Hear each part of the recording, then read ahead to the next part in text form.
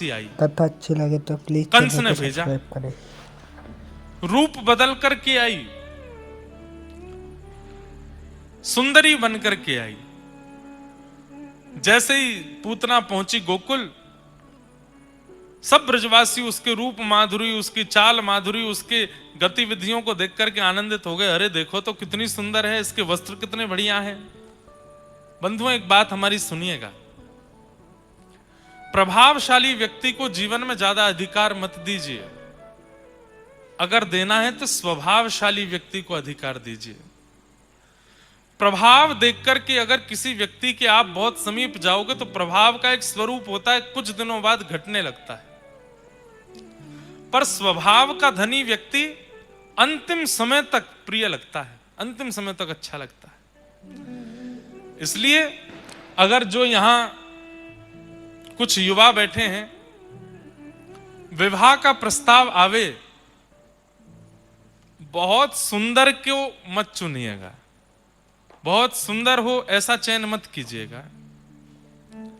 रूप का सुंदर होना, केशों का सुंदर होना, तन का सुंदर होना ये बड़ी बात नहीं है, स्वभाव मधुर हो। और हाँ, अगर ऐसा भी मत करना कोई बेचारा स्वभाव का बहुत अच्छा है सुंदर भी देखने में, तो आप कहो महाराज जी ने मना किया तो सुंदर नहीं। हम सुंदर के लिए मना नहीं कर रहे हैं, हम आपसे केवल एक प्रार्थना कर रहे हैं। आजकल एक ट्रेंड चला है कि विवाह के लिए जिसको चयन किया जाता है, घर वाले जिसको चयन करते हैं, फिर कुछ समय बाद विवाह होता है पक्का होने के।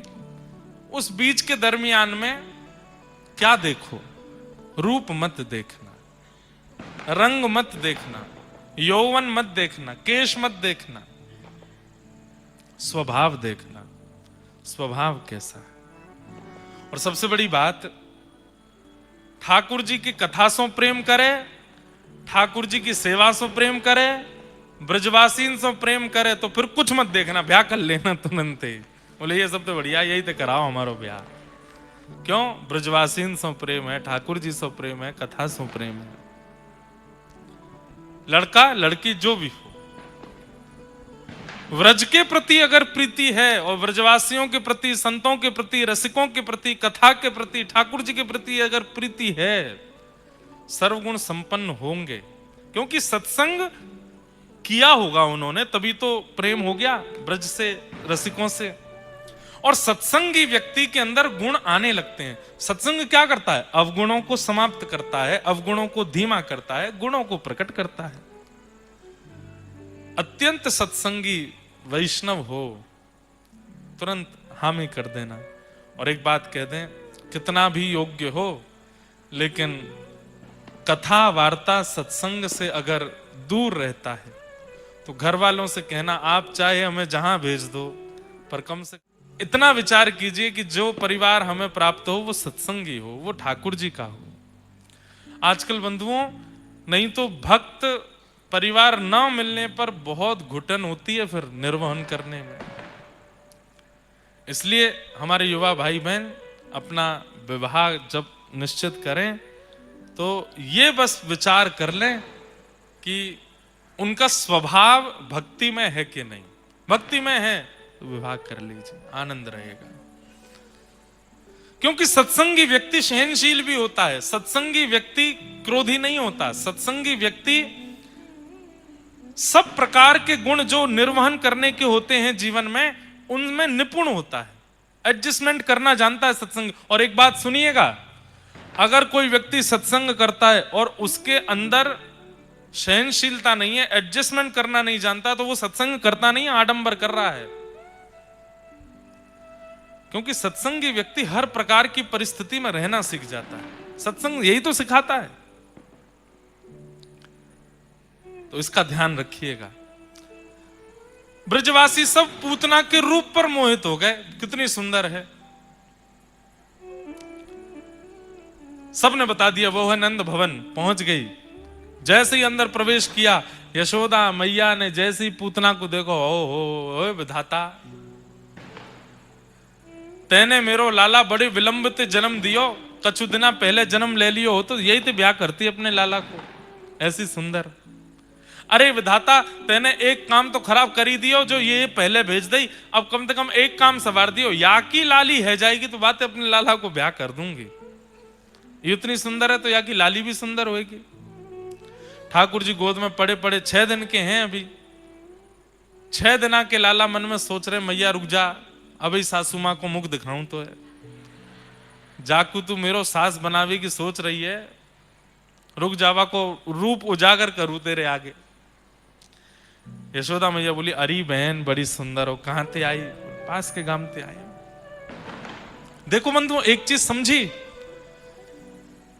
आकर्षण करना बड़ी बात नहीं होती, किसी के चित्त को भा जाना बड़ी बात नहीं होती। अपनी स्थिति दूसरे के चित्त में विराजमान करना बड़ी बात नहीं होती। राक्षस यही तो कर लेते थे, रूप बदल करके दूसरे के चित्त में प्रवेश कर जाते और फिर बाद में जाके अपना रूप दिखाते। आजकल के लोग भी तो ऐसा ही करते हैं, रूप बदल करके राक्षस बन हैं तो राक्षस, पर दिखेंगे ऐसे कि ओ, पर जब उनका अति सामीप्य होता है तो फिर वो अपना राक्षस रूप दिखाते हैं। सावधान रहिए। जीवन में हर किसी को आश्रय मत दीजिए, उसको परख लीजिए थोड़ा। और एक बात कहें, सत्संगी व्यक्ति, उसके नेत्रों में इतने लक्षण आ जाते हैं कि वो देख करके व्यक्ति को परख लेता है कि कैसा है।